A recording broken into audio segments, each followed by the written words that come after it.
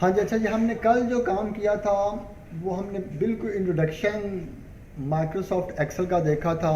वो क्विक मैं दोबारा से आपको बताता हूँ। सबसे ऊपर हमने कहा है टाइटल बार है, उसकी ऑप्शंस, नीचे टैब्स की।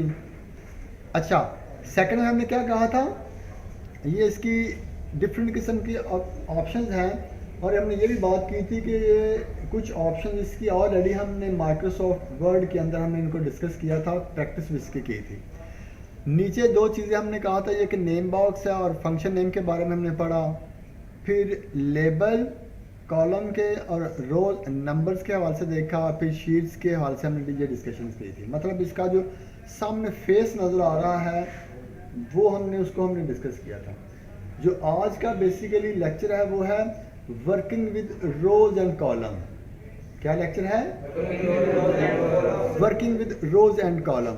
अब सबसे पहला working with rows and column में सबसे पहली ऑप्शन हम देखते हैं कॉलम का साइज कम या ज़्यादा करना। एमएस वर्ड के अंदर भी आप ये काम किया था, लेकिन वहाँ पे थोड़ा सा तरीका चेंज था।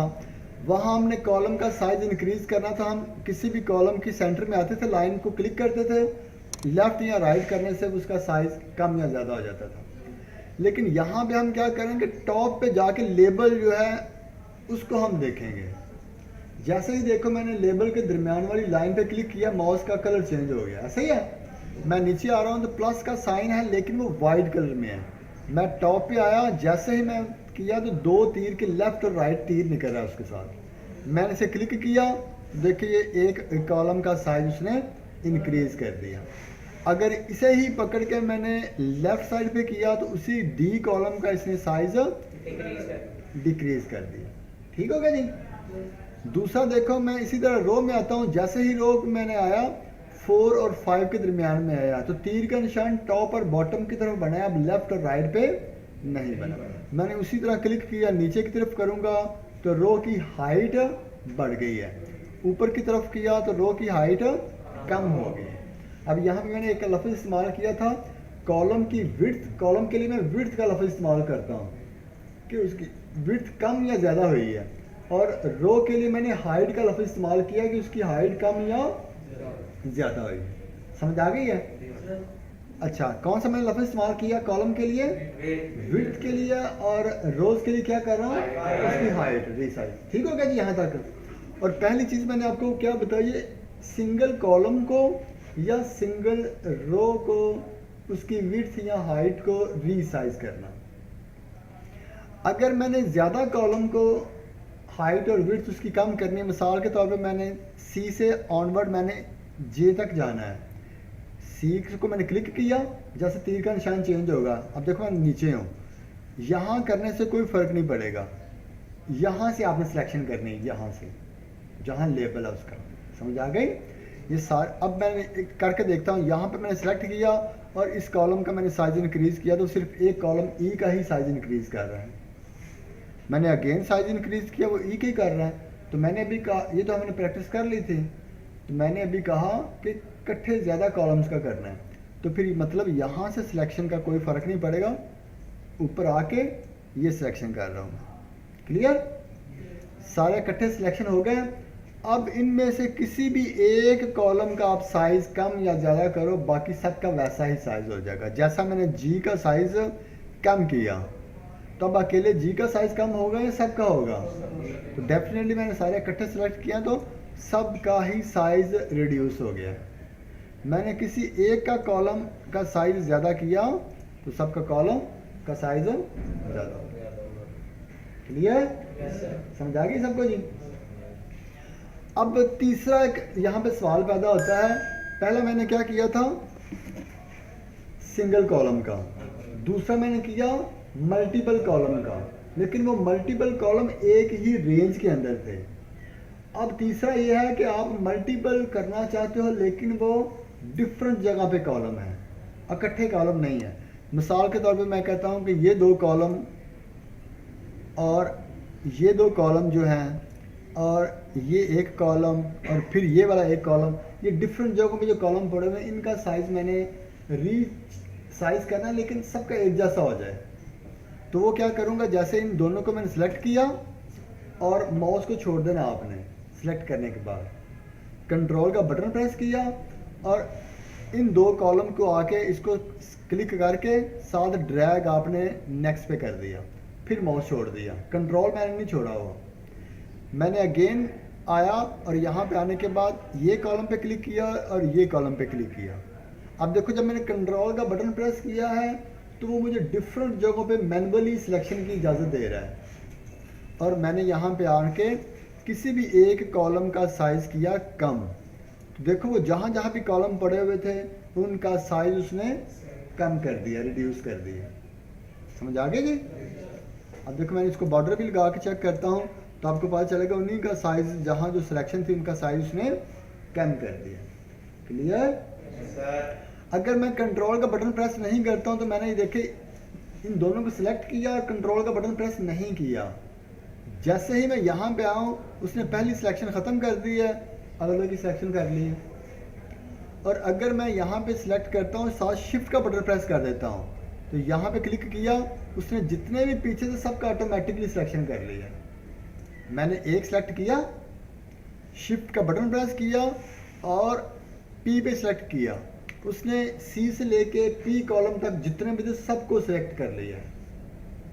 और जब मैं इनका साइज रिड्यूस करूंगा तो सबका रिड्यूस एक जैसा होगा, बड़ा किया तो सबका एक जैसा बड़ा होगा। सेम इसी तरह आप रोज़ को देख लो, मैंने ये 5 रोज़ को सिलेक्ट करता हूँ, कंट्रोल का बटन प्रेस किया, अगली 5 रोज़ को सिलेक्ट कर लिया, कंट्रोल का बटन प्रेस किया, फिर अगेन अगली जगह पे जाके और ये 5 का जो रोज़ मैंने डिफरेंट जगहों पे सिलेक्ट कर ली, इनका साइज़ इंक्रीज़ किया तो देखो यहाँ पे 5 कॉलम का 5 रो का साइज़ इंक्रीज़ हुआ, दरमियान में नहीं हुआ, फिर इंक्रीज़ हुआ, फिर दरमियान में नहीं हुआ। जो जो सिलेक्शन थी वो साइज़ इंक्रीज़ हो गया, बाकी इंक्रीज़ नहीं हुआ।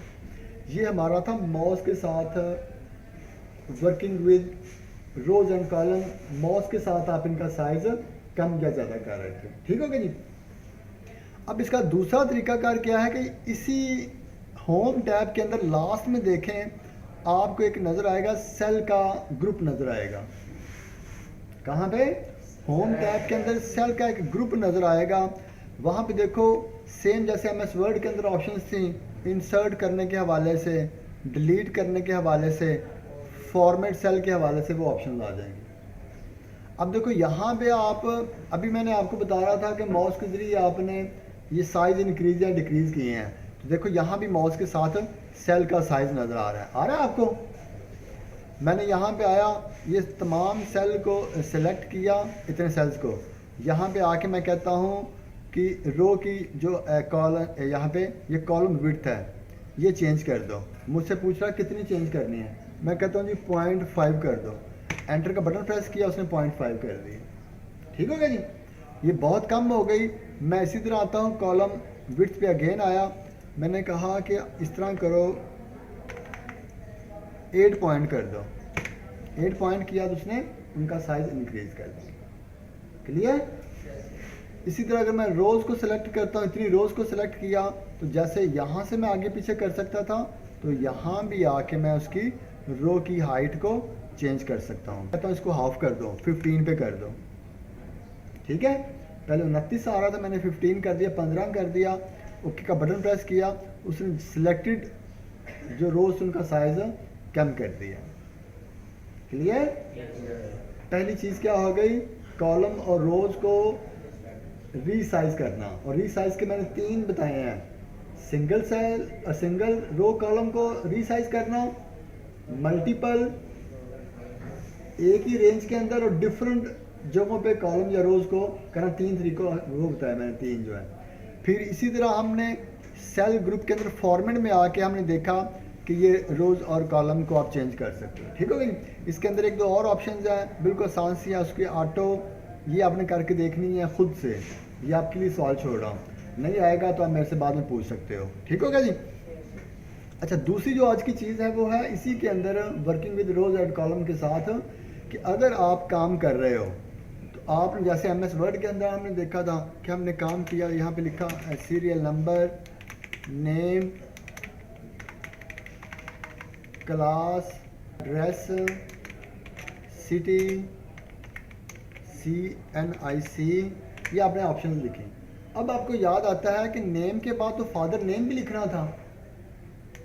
MS वर्ड के अंदर हम कहते थे ना, कोई रह गया तो हम इंसर्ट कर लेते थे। सेम इसी तरह अगर आपका कोई कॉलम रह गया है तो आपने क्या करना है, इंसर्ट में आए तो यहाँ पे कह रहा है कि सेल करना है, रो करना है, कॉलम करना है। अभी हमें क्या चीज़, किस चीज़ की ज़रूरत है? कॉलम की ज़रूरत है कि हमने दरमियान में फादर का नाम लिखना है, फादर नेम लिखने हैं। तो मैंने इंसर्ट कॉलम किया, वो लेफ़्ट साइड पे जहाँ भी आपका कर्सर होगा उसकी लेफ़्ट साइड पे आपको कॉलम ऐड करवा देगा। देखो मैंने इसके ऊपर क्लिक किया और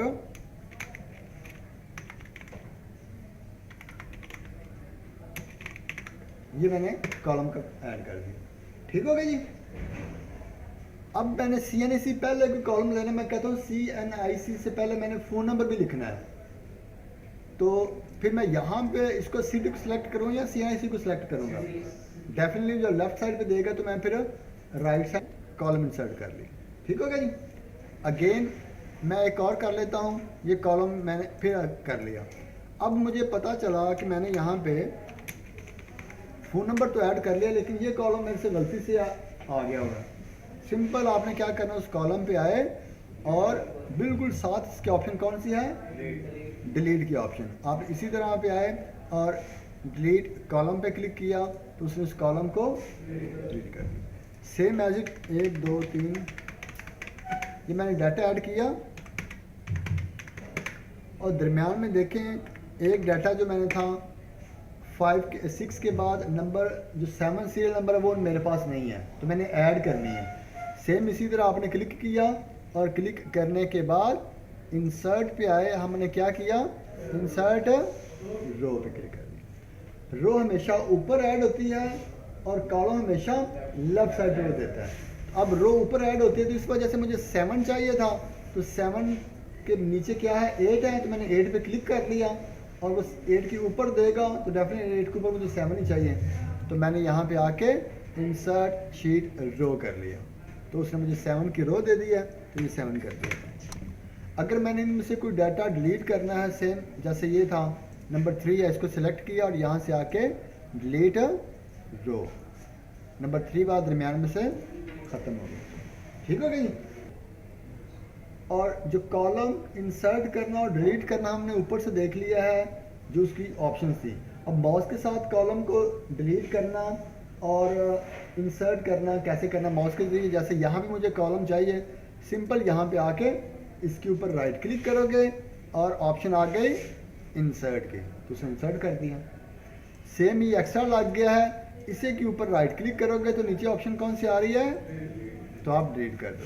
ठीक हो गया जी, क्लियर। एनी क्वेश्चन, कोई आपका सवाल हो जो समझना बात के लिए? जब हम कॉलम या डिलीट करेंगे तो उनके ऊपर नंबर नहीं डिलीट साथ होगा? नहीं, हाँ ये एक बड़ा अहम इसमें सवाल के ऊपर नंबर तो डिलीट नहीं होगा। अब गौर करिएगा, ये जो चीज़ है इस वक्त ऊपर क्या आ रहा है, F आ रहा है सिटी के ऊपर। मैंने यहाँ पे राइट क्लिक किया और इंसर्ट किया। अब देखो उसने ये खाली एक मुझे लेफ्ट पे दे दिया, लेकिन उसका लेबल क्या कर दिया है, F, क्योंकि E के बाद डेफिनेटली F ही आना है। हालांकि सिटी के कॉलम का एड्रेस क्या था, F था ना, उसने ऑटोमेटिकली चेंज कर दिया है। ये हम कुछ नहीं करेंगे, वो ये उसकी अपनी चेंजेस हैं, वो खुद करेगा। इसमें आपने नहीं देखना है कि ऊपर लेबल क्या आ रहा है, वो ऑटोमेटिकली एडजस्ट करेगा। अगर दरमियान में से आप कुछ डिलीट भी करते हो, जैसे ये 2 सेल मैंने डिलीट कर दिए, इस वक्त सिटी के ऊपर क्या आ रहा है, G कॉलम है ना, तो मैंने ये 2 कॉलम इकट्ठे सेलेक्ट किया और डेल कर दिया। तो अब देखो G से ख़त्म होके वो डायरेक्ट कहाँ पे आ गया, E के ऊपर आ गया। समझ आ गई? और कुछ सवाल? चलें ठीक है जी। अभी आपको मैं असाइनमेंट देता हूँ, तो क्या करना है, आपने उस असाइनमेंट को बना के फिर मैं थोड़ी देर तक चेक करता हूँ।